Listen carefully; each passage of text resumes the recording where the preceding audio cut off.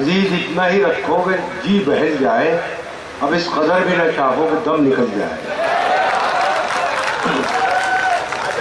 دیکھیں حضرات، میں یہاں اس لیے حاضر ہوا کہ ہم اس محفل کے مقطع تک آ گئے ہیں۔ وہ شخصیت کہ جنہیں ہم آبرو غزل کے نام سے جانتے ہیں، پروفیسر وسیم بریلوی صاحب اس مشاعرے کی سرپرستی فرما رہے ہیں، وہ ان دنوں قومی کونسل برائے فروغ اردو کے وائس چیئرمین ہیں، اور ان کی مصروفیات میں بہت زیادہ اضافہ ہو چکا ہے جب سے انہوں نے یہ ذمہ داری قبول کی ہے۔ یہ تو موجودہ وقت کی بات ہے۔ میں عرض یہ کرنا چاہتا ہوں، مجھے اس وقت 4 مصرعے یاد آتے ہیں ناصر کاظمی کے، کہ زباں سخن کو، سخن باغپن کو ترسے گا، زباں سخن کو، سخن باغپن کو ترسے گا، سخن کدا میری طرز سخن کو ترسے گا، نئے پیالے سہی تیرے عہد میں لیکن زمانہ میری شراب کہن کو ترسے گا۔ جناب پروفیسر وسیم بریلوی کسی شخص یا شخصیت کا نام نہیں، وہ ایک پورے ادارے کا نام ہے، وہ پورے ٹریڈیشن کا نام ہے، ایک روایت کا نام ہے، اور وہ روایت ہے غزل کی، جس کا سفر ولی دکنی سے شروع ہو کر ہمارے عہد تک آتا ہے۔ غزل کی بہت سی تعریفیں اور تفسیریں ہیں، عورت سے گفتگو کرنا، محبوب سے گفتگو کرنا، عہد حاضر تک آتے آتے وہ تعبیر اور تفسیر بدل گئی ہے، لیکن میں ایک لفظ میں غزل کی تفسیر بیان کر سکتا ہوں، جناب پروفیسر وسیم بریلوی۔ میں بہت ادب سے گزارش کرتا ہوں تشریف لائیں اور اپنے کلام سے نوازیں۔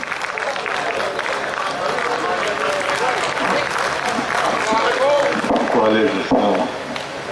حضرات، حقیقت یہ ہے کہ مشاعرے کی کامیابی میں سب سے بڑا حصہ آپ کا ہے کہ آپ ابھی تک مشاعرے کا ساتھ دے رہے ہیں، شاعری سن رہے ہیں۔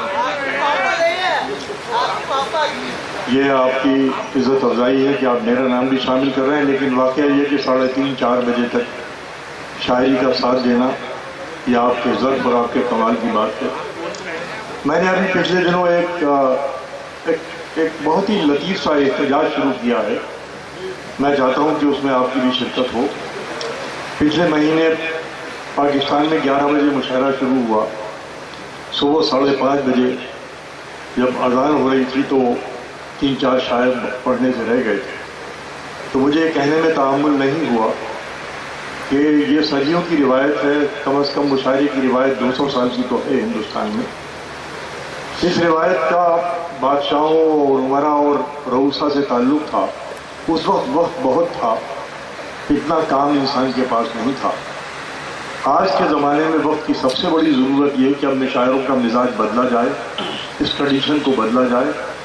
اس میں جو بنیادی نقطہ جو ہے وہ یہ ہے کہ اگر ہم اسی طریقے سے مشاعرے رات کو 10 اور 11 بجے شروع کر کے 4 بجے تک چلاتے رہے تو ہم اپنی نئی نسل کے ساتھ بہت بڑی زیادتی کریں گے۔ اس ورثے کو منتقل کرنے میں جو ہماری ذمہ داری ہے، کہ ہم اپنی نئی نسل تک وہ ورثہ پہنچائیں جو بزرگوں سے ہمیں ملا تھا۔ اگر ہم ان کو مناسب وقت نہیں دیں گے شعر سننے کا، تو میں سمجھتا ہوں کہ ہم اردو کے مستقبل کے ساتھ بھی زیادتی کریں گے اور اردو کے تہذیبی تسلسل کے ساتھ بھی زیادتی کریں گے اگر ہماری نہیں پہنچے گا۔ تو خدایا اب مشاعروں کا یہ رواج بدلیے کہ رات کو 10 بجے شروع ہو اور 4 بجے تک مشاعرے چلیں۔ میں اس لیے نہیں کہہ رہا ہوں کہ میں خود اتنا تھک جاتا ہوں کہ میں پڑھنے کے لائق نہیں رہتا، اور آپ لوگوں کی محبت ہے کہ آپ بیٹھے رہتے ہیں مگر آپ سننے کے لائق بھی نہیں رہتے۔ انسانی طور پر، جسمانی طور پر ممکن ہی نہیں ہے کہ 6 گھنٹے بیٹھ کر آپ شاعری اس طریقے سے سنیں، لیکن اگر آپ نئی نسل تک اپنا ورثہ پہنچانا چاہتے ہیں تو اس کا ٹائم بدلیے، شام کو 7-8 بجے شروع کیجیے، 11 بجے تک لوگوں کو سننے کا موقع دیجیے تاکہ وہ اچھی شاعری سن کر یہاں سے جا سکیں۔ بہت سے آپ کے مہمان پہلے ہی چلے جاتے ہیں۔ بہت بہتر، بہت ہی بہتر۔ اور ایک بات اور، چونکہ یہاں جناب صدر جا چکے ہیں، آپ کے ڈسٹرکٹ مجسٹریٹ ہمارے بہت ہی عزیز ہیں، اس لیے کہ انہیں شاعری کا شوق ہے، پورا خاندان شاعر ہے، ان کے والد صاحب شاعر ہیں، ان کے خسر شاعر ہیں، ان کی اہلیہ جو ہیں ان کی محترمہ وہ بھی شاعر ہے. تو یہ چاروں لوگ شاعر ہیں، مگر میں نے ان کو گیت پڑھتے ہوئے کانپور میں سنا تھا.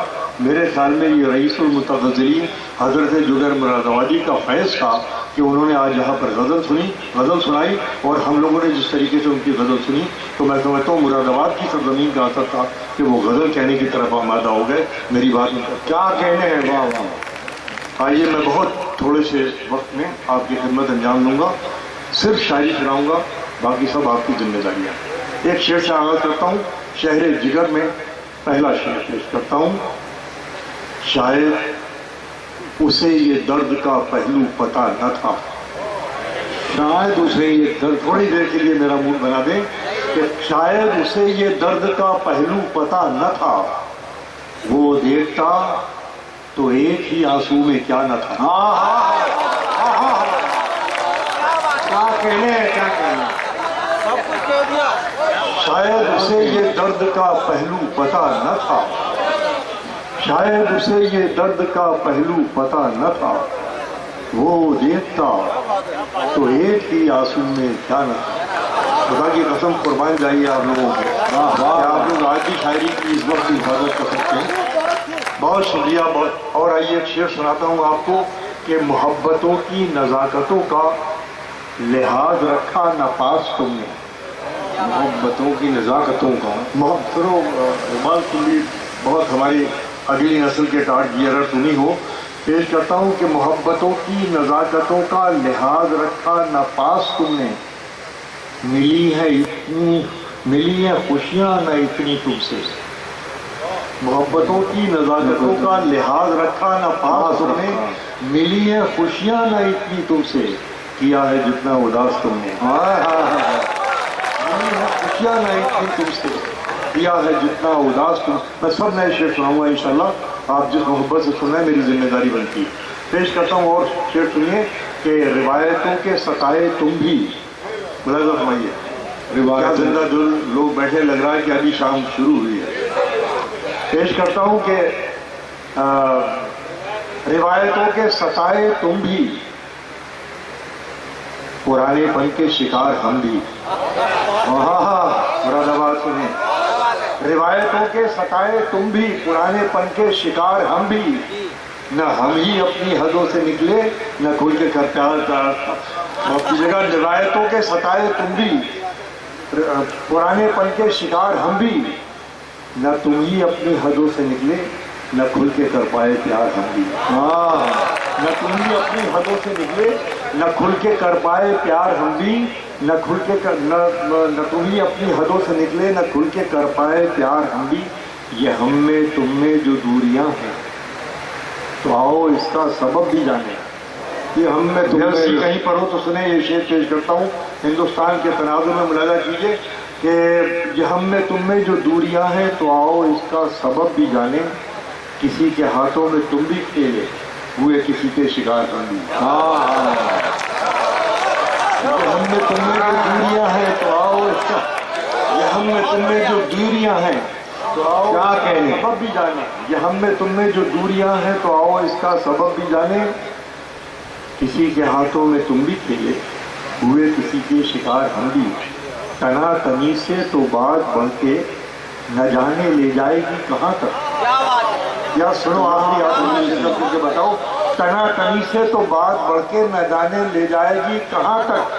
تمہارے لہجے میں عاجزی ہو تو مان جائیں گے ہار ہم بھی.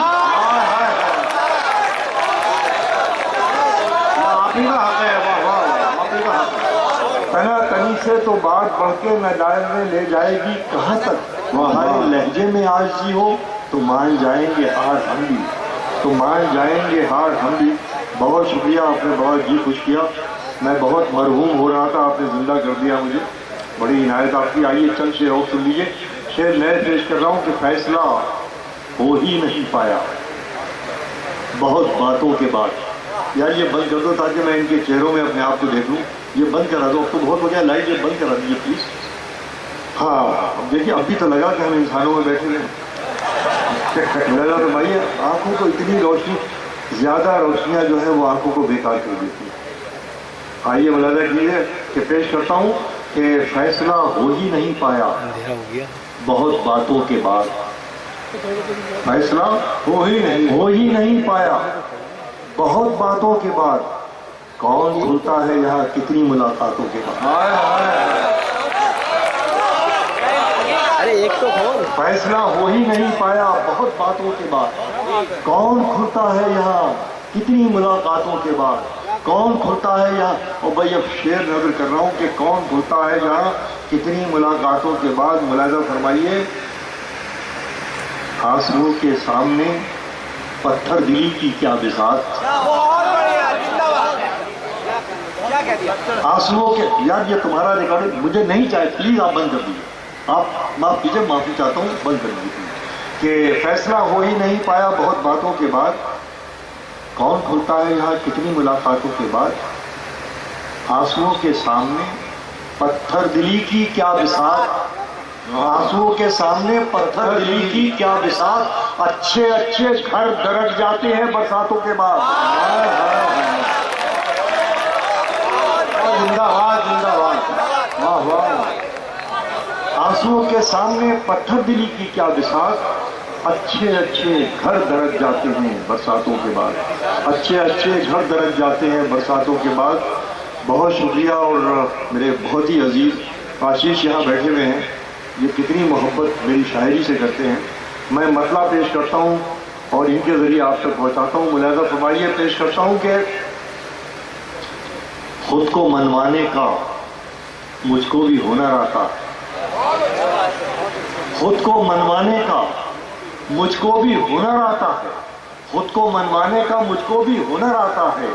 اور مصرع دے رہا ہوں دوستو کہ خود کو منوانے کا مجھ کو بھی ہنر آتا ہے، میں وہ خطرہ ہوں سمندر میرے گھر آتا ہے۔ ہنر آتا ہے، میں وہ خطرہ ہوں سمندر میرے گھر آتا ہے۔ اب ٹھہرے جگر پر یہ شعر پڑھ رہا ہوں، اس کی داد آپ سے لے کے جاؤں گا۔ میں نے ادھر جتنے شعر چاہیں شاید اس میں کوئی میری خاص سارانہ کوشش شامل ہو، آپ کی محبتیں چاہتا ہوں۔ عجیب شعر نظر کر رہا ہوں آپ کو، ملاحظہ فرمائیے کہ خود کو منوانے کا مجھ کو بھی ہنر آتا ہے، میں وہ قطرہ ہوں سمندر میرے گھر آتا ہے، میری نظروں کو برتنا کوئی تجھ سے سیکھے۔ آئے ہے کیا مصرع ہے صاحب، اگر معلوم یہ مصرع کہنے والا نہیں ملے گا میرے بعد آپ کو۔